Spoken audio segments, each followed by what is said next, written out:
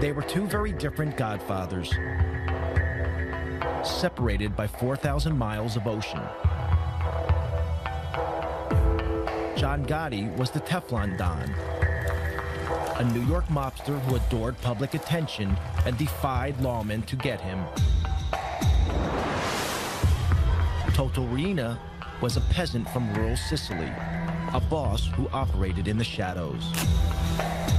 In the late 80s and early 90s, it required two very different approaches to bring them to justice.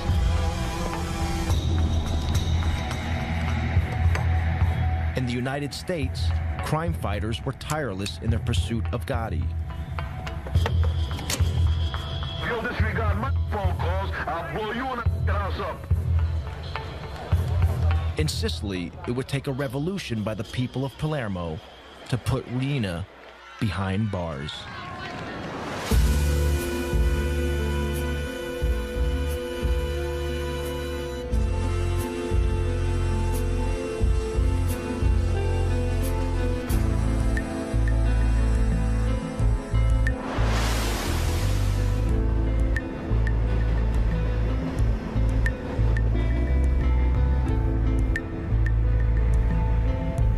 John Gotti was a violent and reckless hoodlum from his earliest days.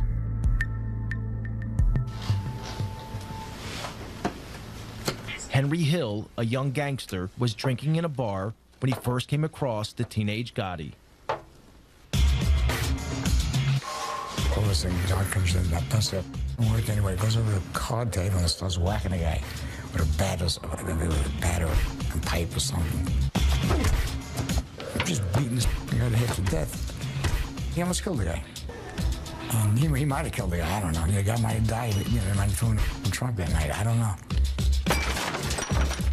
Gotti had broken an unwritten rule of the mob.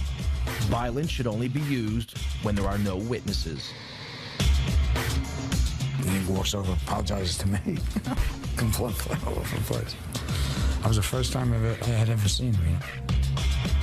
You know, he had a long black, top coat, leather top coat. You know, I mean, he just looked like a part of a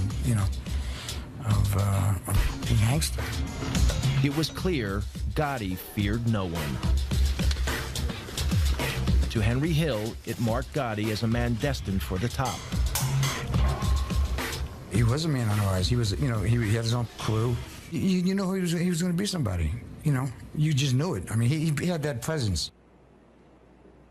But one man stood in the way of Gotti's rise, Paul Castellano. He was the head of the Gambino crime family, the most powerful of all the mafia families in the U.S.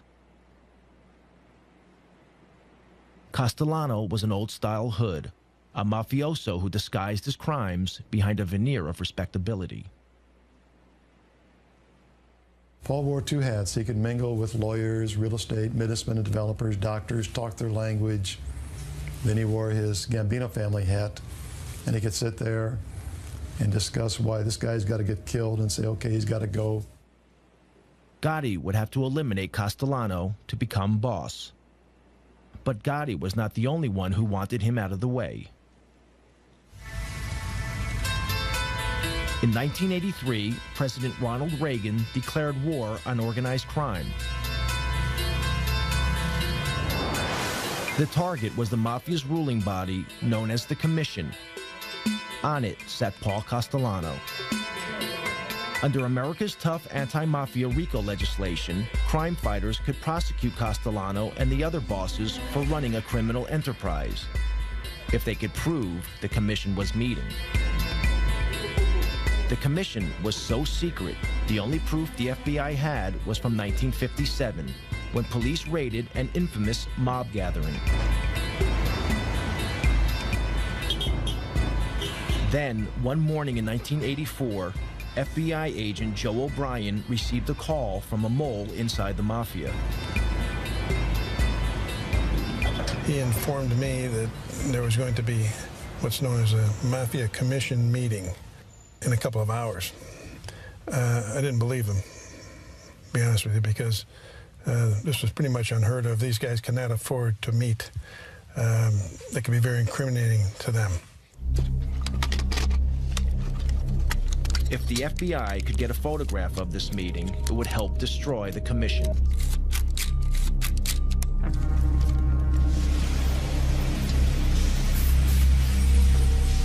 O'Brien and fellow agent Andy Currens staked out this building, a small house on Cameron Avenue, Staten Island, that belonged to a relative of a senior mafia don.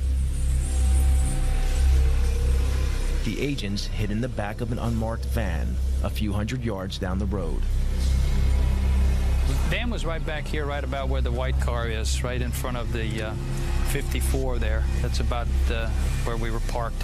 And we had a nice straight shot. There were no cars at that time. We had a straight shot down the street to 34 Camera. So we sat there for 3 hours till about 4:30. And then they started coming out crime family by crime family.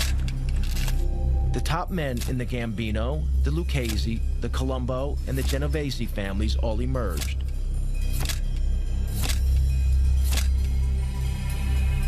Then finally our long-awaited guest of honor, if you will, Paul Castellano, came out. Castellano was the boss of bosses. It was like the king strutting out. You could almost envision a carpeted area. It was a real show of how the mob operates and mob protocol. It was very exciting. I don't know how Andy managed to keep the camera as still as he did. He used this shoulder right here as a tripod, and I just didn't breathe for the longest period of time. Castellano wasn't in any big rush. Took a couple of puffs of the cigar and got in the car and drove off. The photographs were dynamite. The FBI knew that such striking visual evidence was just the thing to put in front of a jury.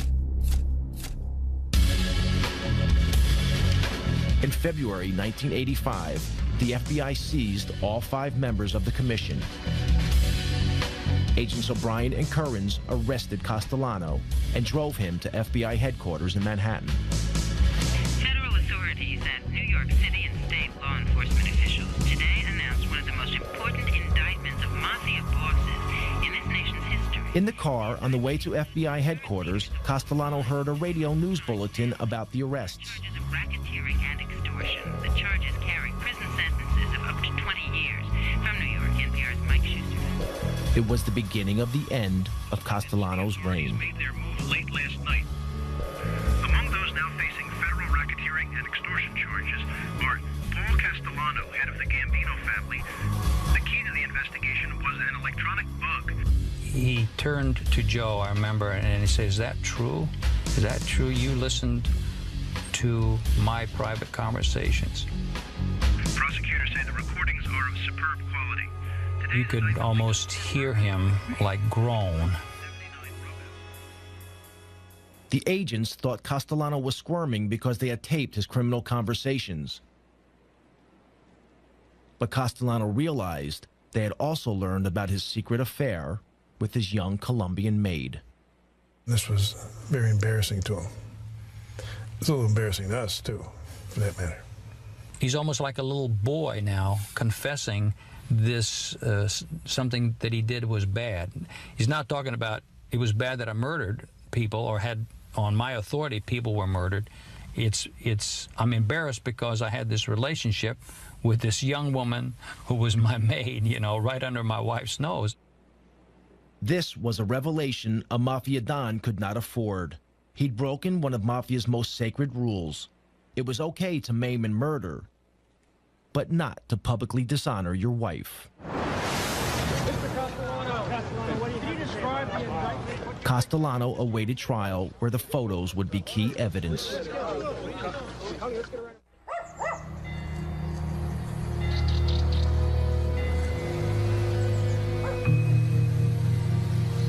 If the New York mob wanted to know what a mafia war was like, they needed look no further than Sicily.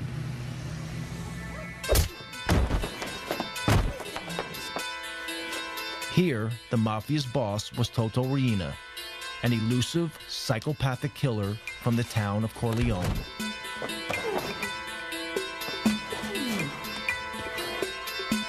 Corleone was a mafia stronghold set high in the mountains of central Sicily.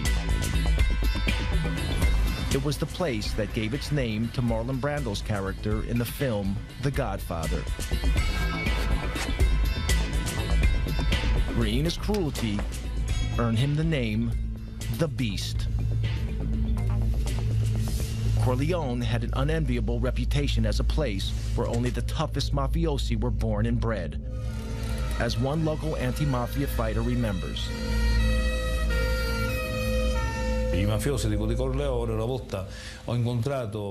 I once met a Corleone Mafia person, and he looked me straight in the eye and said, "Listen, to be a real man, you need to have spent a few years in jail." This is the philosophy of the Corleone Mafia. For them, going to jail is like a baptism. A mafia member who hasn't been to jail isn't a real mafioso.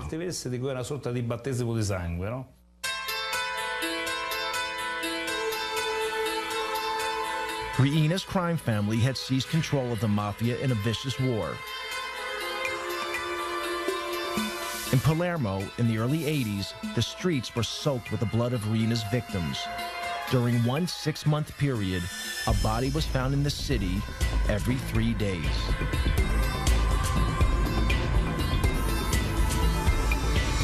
Palermo's mayor was Leo Luca Orlando, elected to office promising to end such crimes.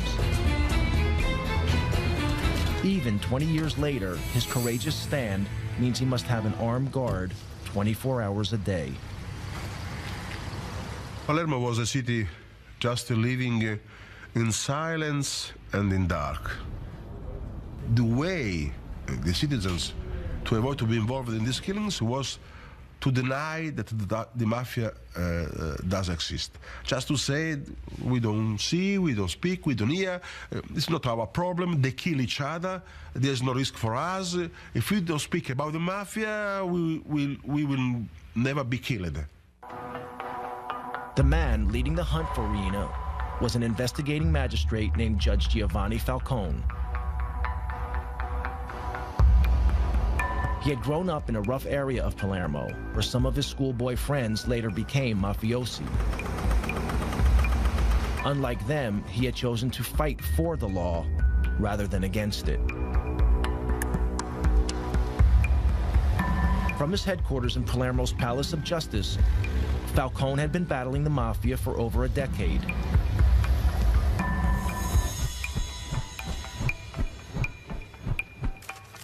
In 1987, he enjoyed his greatest victory.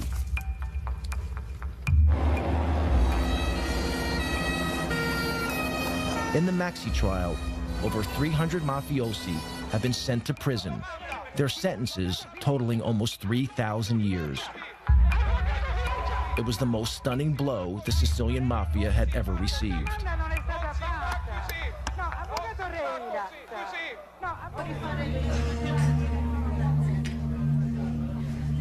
But Mafia boss Toto Riina had escaped the roundup. He remained free, running his criminal empire from an unknown hiding place.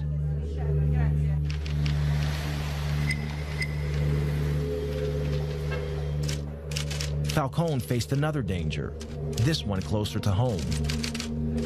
He had few friends at the Palace of Justice. The people of Palermo stood on the sidelines, waiting to see who would come out on top, Falcone or the Mafia. Falcone rented a vacation apartment on the beach, half an hour's drive from Palermo.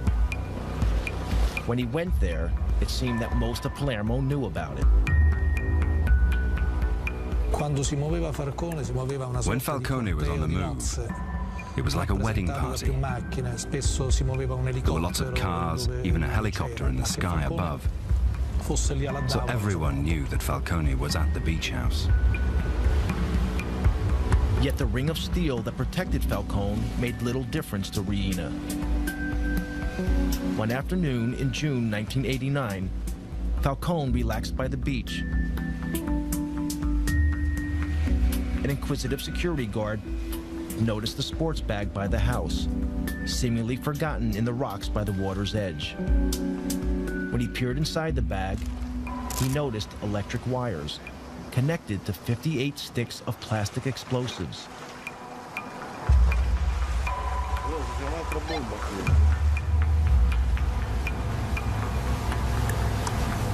The bag was wired to explode if it was picked up. The bomb did not go off. Falcone had cheated death.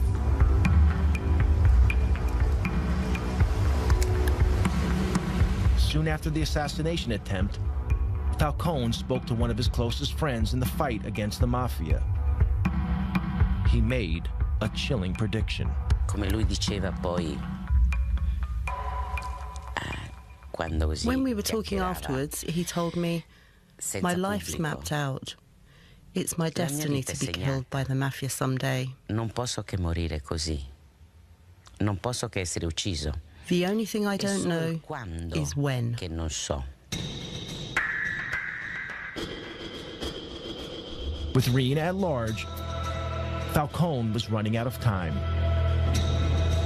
Back in New York, the clock was also ticking for the American godfather, Paul Castellano.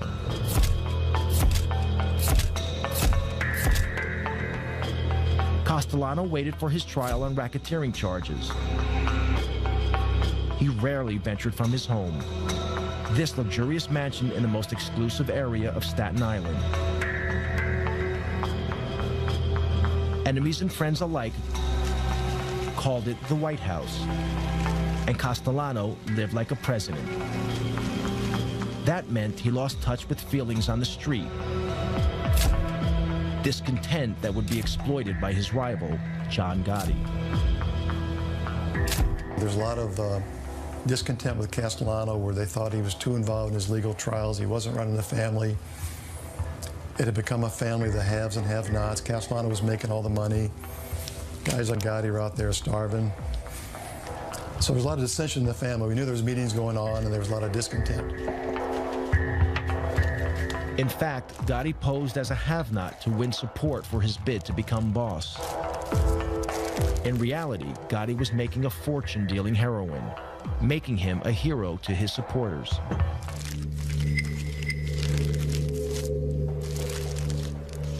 The law was onto Gotti's crew for drug dealing. That brought more heat on Castellano. So he planned to break up Gotti's crew. Gotti knew he had to act. The stage was set for a showdown.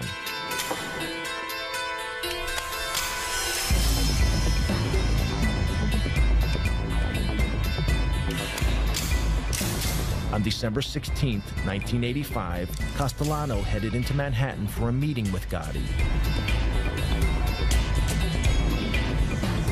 They were to meet here at Castellano's favorite steakhouse, Sparks, in Midtown Manhattan.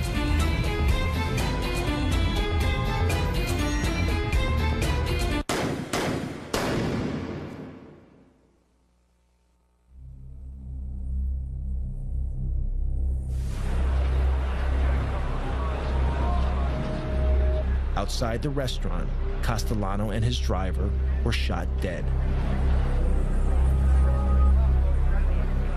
Such a daring public murder shocked New Yorkers.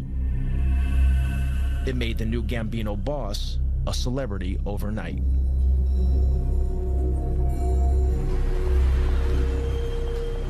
At the time, Gotti was facing a trial on a charge of racketeering. Until the murder, few outside the world of law enforcement had even heard of Gotti. We went from having what was really kind of a, not sleepy, but routine organized crime case to the case of the decade. We had huge throngs of reporters outside the courthouse, in the courtroom. We had a big fish on the line. At his trial, Gotti was defended by flamboyant mob lawyer Bruce Cutler. For many years, Cutler has continued to act as Gotti's apologist. He had a remarkable insight into others, like a sense, almost a sixth sense, if you will, to size people up. Gotti could certainly size up a jury. In March 1987, the trial reached its conclusion. Gotti was acquitted of racketeering. But unknown to law officers, a juror had been bribed by one of Gotti's men. Gotti was tried in 2 other cases, both for assault, both defended by Bruce Cutler. How say you with respect to defendant John Gotti, guilty or not guilty? We find him not guilty. Each time, the Gambino boss got off. Bribery and intimidation of witnesses saw to that. The nickname, the Teflon Don, was born. Gotti was different from almost any other godfather. He made little secret he was a mafia don and enjoyed that everyone knew he'd risen from Brooklyn poverty to become the boss of bosses. He was born dirt poor, was on the street since he's 12, was on the cover of Time magazine in his 40s, and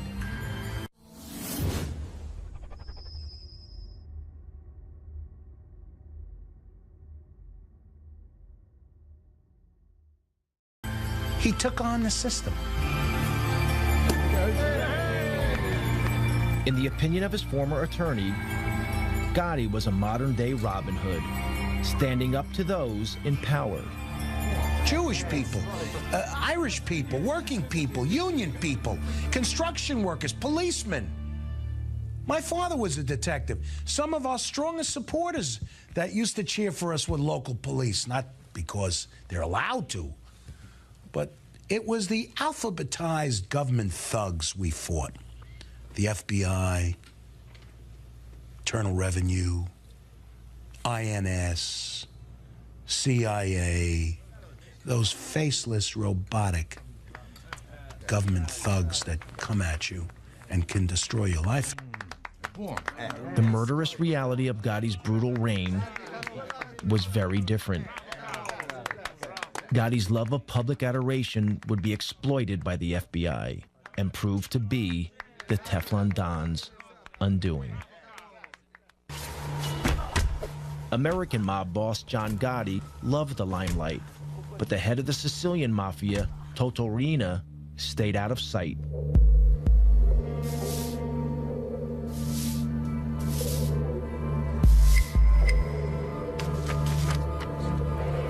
Prosecutor Giovanni Falcone was determined to hunt him down. Falcone needed a way of connecting Mafia boss Riina to the crimes carried out in his name by his army of killers.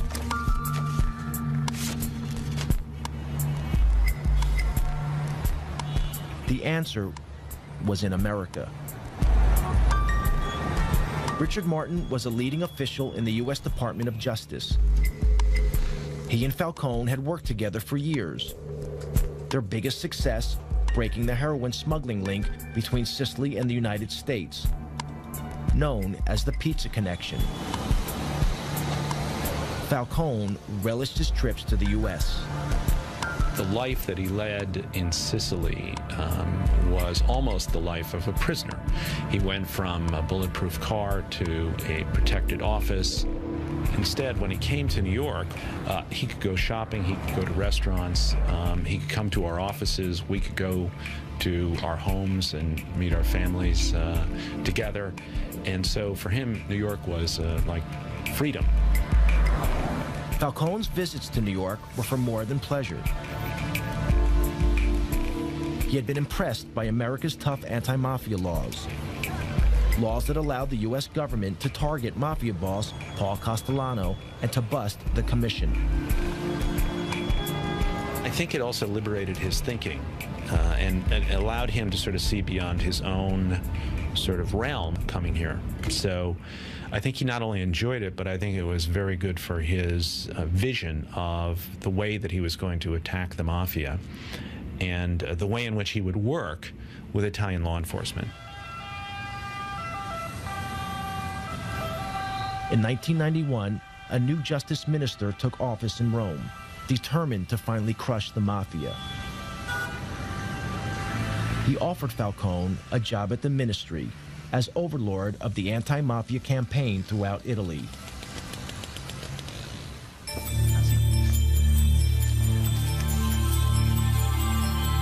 Falcone jumped at the chance of leaving Palermo and putting into practice the lessons he had learned in the United States. His ideas were revolutionary. An Italian equivalent of the FBI was to be formed. Across Italy, the fight against organized crime would be centralized under Falcone's control.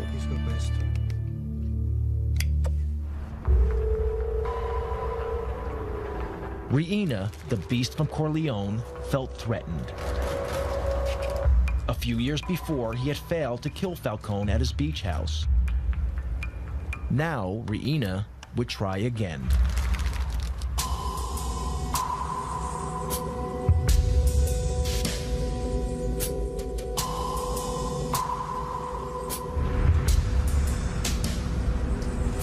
On May 23, 1992, Falcone and his wife Francesca returned to Palermo for the weekend.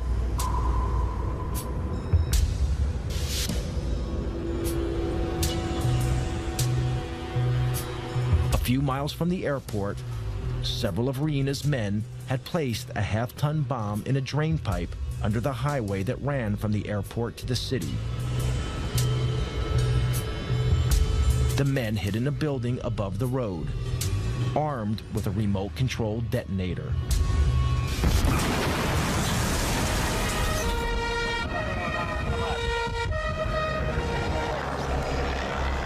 A massive explosion ripped open the highway.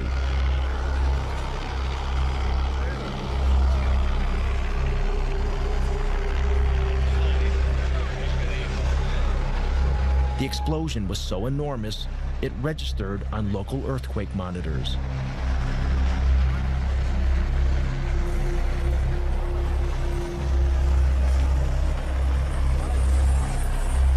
Giovanni's sister, Maria Falcone, was at home when she heard the news of the explosion. When my husband told me what had happened, I rushed out of the room. I phoned the police. They told me Giovanni had been taken to hospital. When I got there, Francesca's brother told me Giovanni's dead.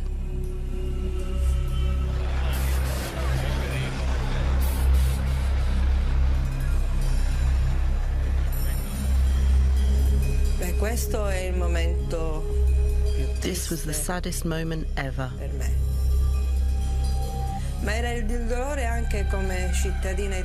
Not only for me as a sister, but also as an Italian citizen.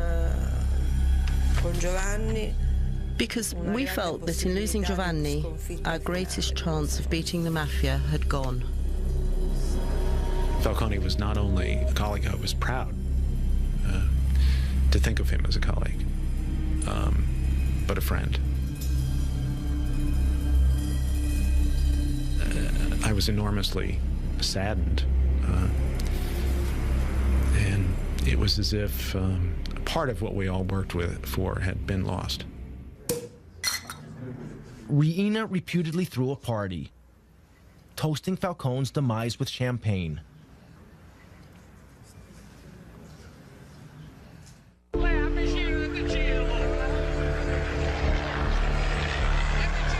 Along with Falcone, his wife Francesca and 3 bodyguards were also killed.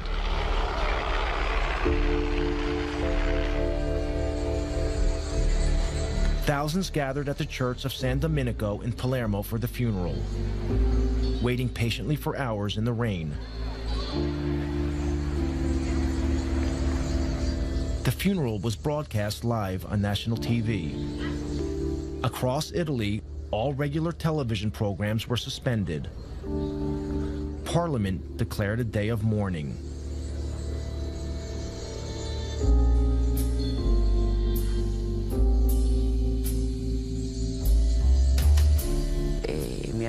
When they asked me what I did when I heard the news, I said I cried. Someone said, "You're Judge Ferraro. What do you mean you cried?"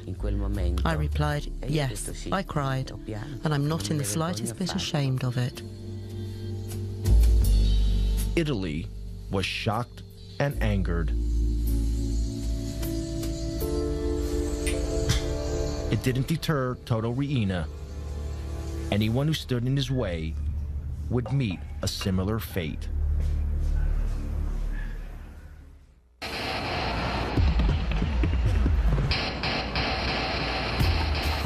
In New York, the net was closing in on American Godfather John Gotti.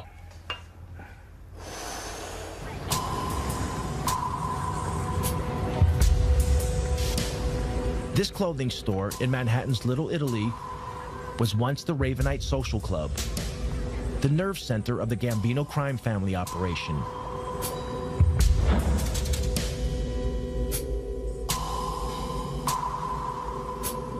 Gotti insisted that his crime family visit the Ravenite to pay public homage to him. The FBI had placed a surveillance team on a block near the Ravenite. This is some of the actual footage shot by the FBI.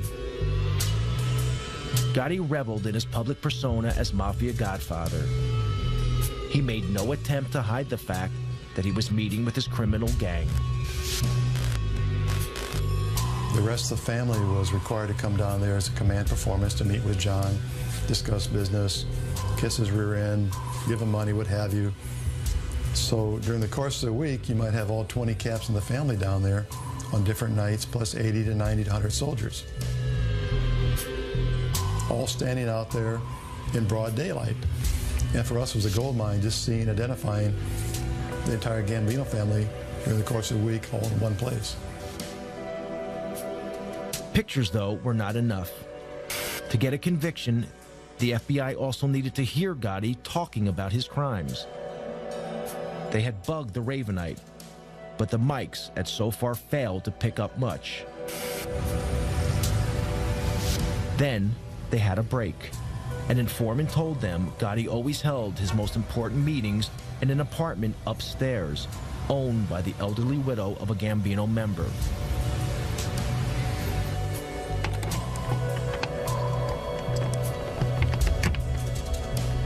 When the old lady went on vacation, FBI agents broke in and placed a bug in the apartment. But a few days later, we heard the back door of the social club open up, and we heard him walking up the stairs, and sure enough, we hear the door, apartment number 10, open. And they all sit down, and they start talking. And after a few minutes, it became obvious that they weren't concerned about microphones because they had a radio on, but they turned it down because it was too noisy. They all talked loud because we found out later John Gotti's deaf in one ear. So the tapes are all loud and clear and tremendous quality. You tell this punk, I meet John Gotti, and I will sever your mother head off, you fucker. The secret recordings revealed the true face of a Mafia Godfather, very different from the one Gotti showed his adoring public. John, listen, I called your house 5 times yesterday. Now, if you'll disregard my phone calls, I'll blow you and the house up. When John's upset, he starts talking loud and clear, and he forgets about things he should not talk about, like past murders. Gotti was arrested. In January 1992, he was sent to trial, facing charges of multiple murder and racketeering. It would be his 4th trial in 6 years. Yet again, New York was riveted by John Gotti. Celebrities flocked to the trial.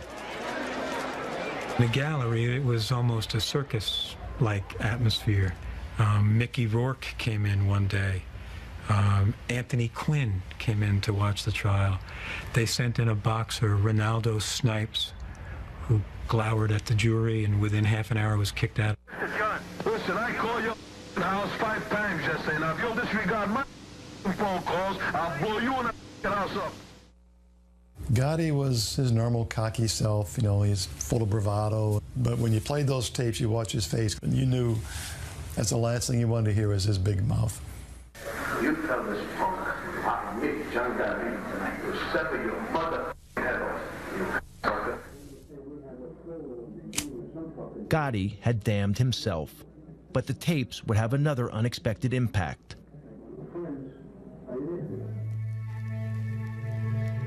Also arrested with Gotti was his loyal right-hand man, Sammy the Bull Gravano. Dominic Montiglio went to school with Gravano.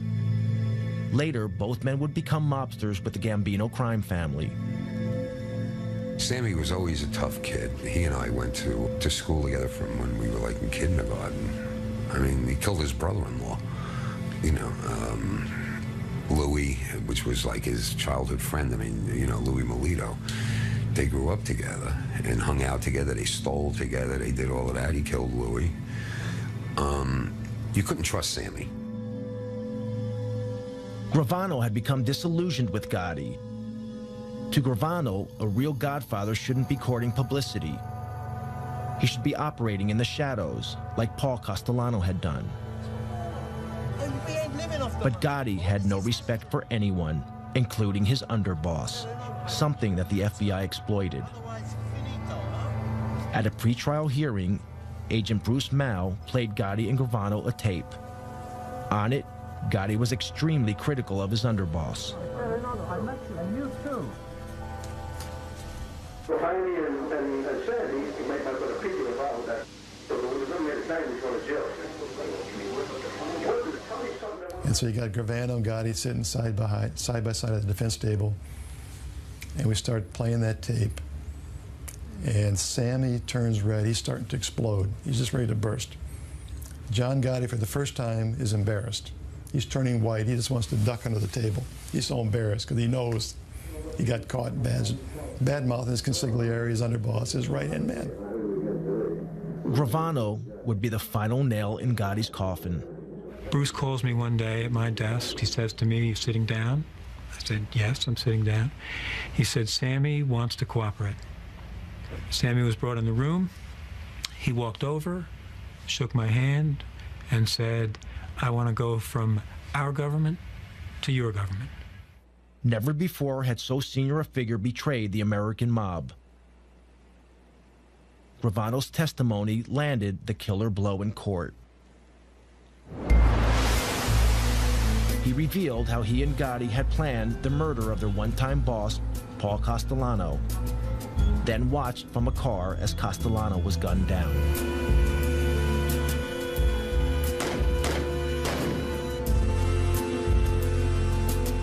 Gravano was a fantastic witness, and John Gotti acted like someone who knew he was going to be convicted, and he was really worried about it. He was ornery, snapping at me, snapping at his lawyers.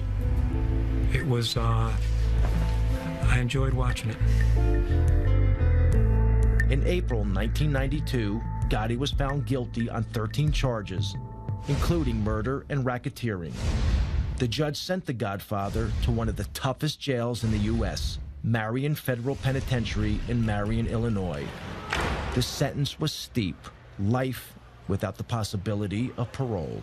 Despite the evidence of the tapes and Gravano's testimony, Gotti's attorney in his first 3 trials still protest Gotti's innocence. If you're asking me, do I agree with the label that he was boss of some Gambino group, I say no. To you, I've said no all my life. He said no. I don't say he was an altar boy or a saint. He was one tough cookie. But he said he was not part of any mob.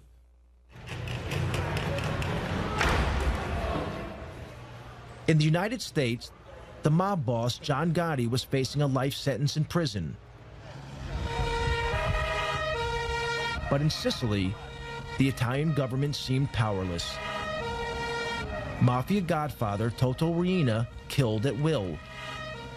Anti-mafia prosecutor Giovanni Falcone had been murdered. Palermo waited anxiously for Riina's next move. Falcone's mantle had fallen to another magistrate, Paolo Borsellino. Borsellino and Falcone had grown up together and had devoted their adult lives to fighting organized crime.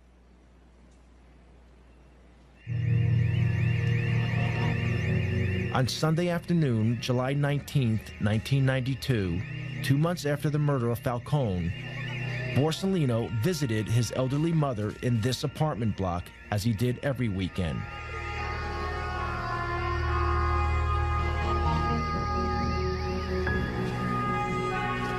A massive car bomb exploded, killing Borsellino and 5 of his bodyguards.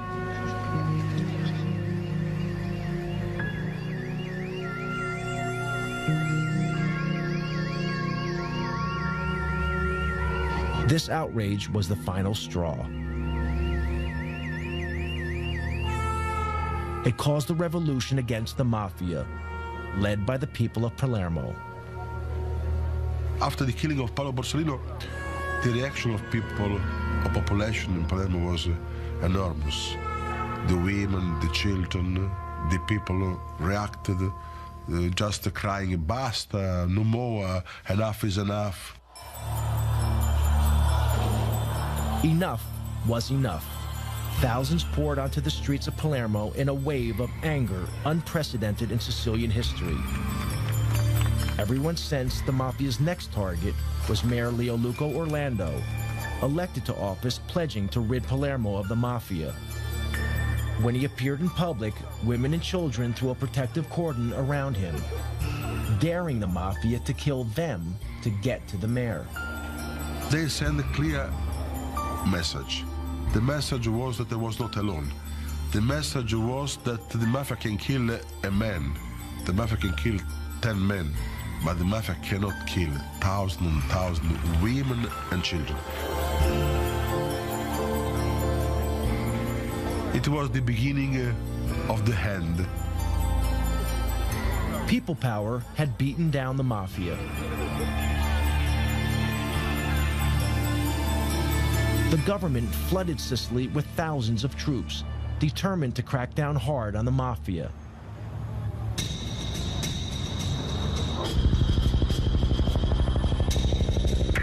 In January 1993, Italian police nabbed the biggest prize of all. Following a tip-off, Toto Riina was finally arrested.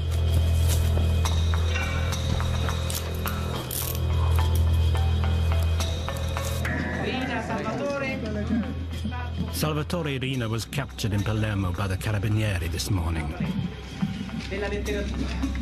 Toto Riina is ours. Astonishingly, Riina had been living in the middle of Palermo, undetected by the police for over 20 years.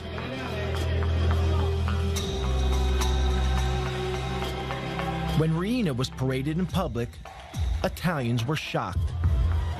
This inoffensive-looking, peasant-like character was responsible for the brutal slayings of Falcone and Borsellino, along with hundreds of others.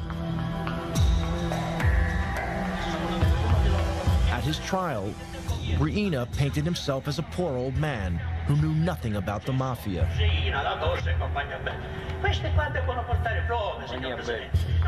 This flimsy defense was rejected.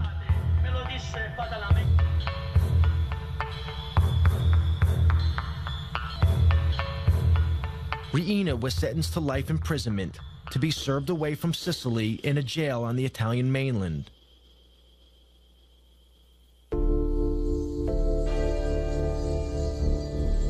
On both sides of the Atlantic, the day of the Godfather seemed over. John Gotti died of cancer in prison in 2002, 10 years into his life sentence. With Gotti's death, an era ended. By publicly flaunting the fact that he was boss of bosses, he ensured that law enforcement agencies would leave no stone unturned to finally smash the mob. The future is pretty grim for the mob if the FBI and other federal agencies keeps the pressure on to go after these guys. The biggest mistake we could make is declare that the war and the mob is over with, we've won, and go off to do other things. These people are very resilient. 5 years they could regroup, reorganize. They'll never be as effective as what they were 30 years ago, but they'll still be a viable criminal force. In the U.S., the mob is moving with the times. They're involved in internet fraud, sex phone lines, and stock exchange scams. but they are no longer the power they once were. And the FBI is determined to not let Russian, Chinese, or other immigrant criminals dominate their neighborhoods in the way Italian gangsters once controlled theirs.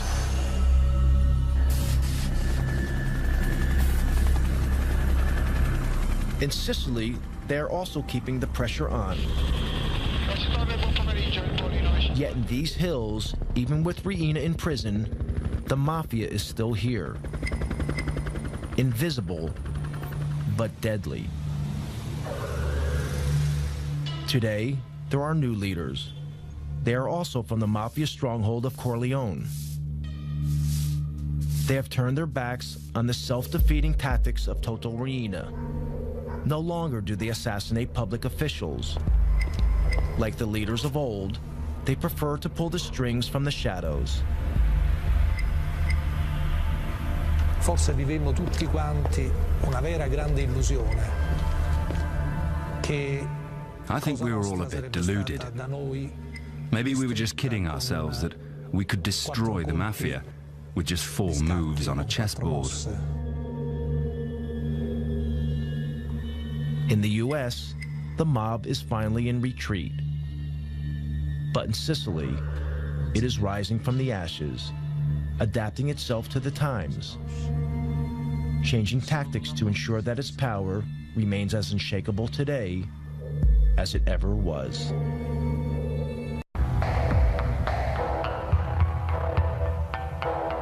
They were 2 very different godfathers, separated by 4,000 miles of ocean.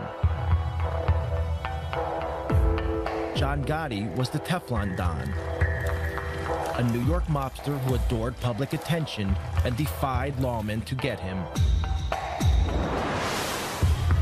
Toto Riina was a peasant from rural Sicily, a boss who operated in the shadows. In the late 80s and early 90s, it required 2 very different approaches to bring them to justice.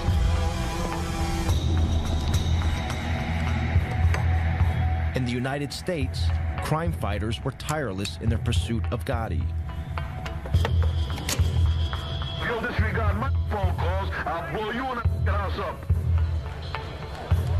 In Sicily, it would take a revolution by the people of Palermo to put Riina behind bars.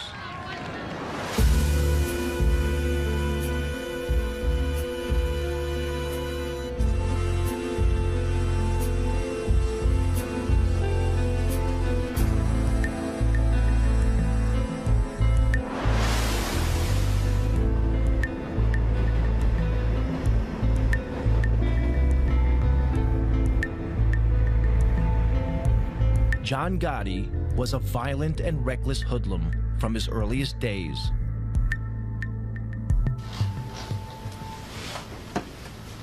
Henry Hill, a young gangster, was drinking in a bar when he first came across the teenage Gotti. All of a sudden, John comes in, that does it. Work anyway, goes over to the card table and starts whacking a guy with a batter and pipe or something. Just beating this guy to hit to death. He almost killed the guy. He might have killed the guy, I don't know. The guy might have died, they might have thrown him in the trunk that night, I don't know. Gotti had broken an unwritten rule of the mob. Violence should only be used when there are no witnesses. He walks over, apologizes to me. Completely all over the place. That was the first time I had ever seen him. He had a long black, top coat, leather top coat. I mean, he just looked like a part of a gangster. It was clear Gotti feared no one. To Henry Hill, it marked Gotti as a man destined for the top. He was a man on the rise. He was, he had his own crew. You know he was going to be somebody. You just knew it. I mean, he had that presence. But one man stood in the way of Gotti's rise, Paul Castellano. He was the head of the Gambino crime family, the most powerful of all the mafia families in the U.S. Castellano was an old-style hood, a mafioso who disguised his crimes behind a veneer of respectability. Paul wore two hats. He could mingle with lawyers, real estate, businessmen and developers, doctors, talk their language. Then he wore his Gambino family hat, and he could sit there and discuss why this guy's got to get killed and say, okay, he's got to go. Gotti would have to eliminate Castellano to become boss. But Gotti was not the only one who wanted him out of the way. In 1983, President Ronald Reagan declared war on organized crime. The target was the Mafia's ruling body known as the Commission. On it sat Paul Castellano. Under America's tough anti-mafia RICO legislation, crime fighters could prosecute Castellano and the other bosses for running a criminal enterprise, if they could prove the Commission was meeting. The Commission was so secret, the only proof the FBI had was from 1957, when police raided an infamous mob gathering. Then, one morning in 1984, FBI agent Joe O'Brien